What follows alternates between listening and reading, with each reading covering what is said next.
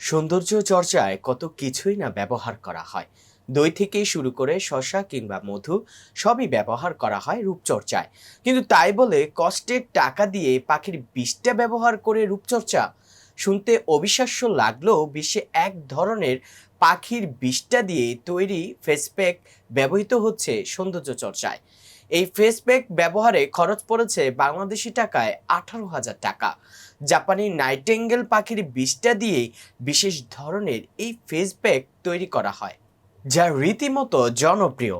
যদিও দামের কারণে এই ফেস প্যাক সাধারণ মানুষের নাগালের বাইরে, সাধারণত জাপানি নাইটেঙ্গেল পাখির বিষটাই তৈরি ফেস প্যাক ব্যবহার করেন সেলিব্রিটি এবং দনকোপেরা।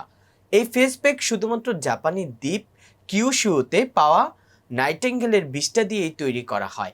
এখন প্রশ্ন, পাখির বিষটার কোন বিশেষত্বের কারণে তা মুখমণ্ডলে ব্যবহার করা হচ্ছে?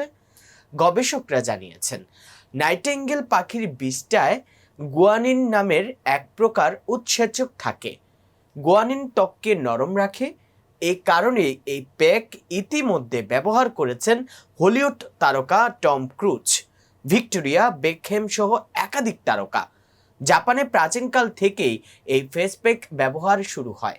তখন জাপানি থিয়েটার শিল্পীরা নাইটেঙ্গেল পাখির বিস্টার ফেসিয়াল ব্যবহার করতেন, কারণ তাদের মুখে যে ঘন সাদা মেকআপ করা হতো তাতে প্রচুর সীসা থাকতো।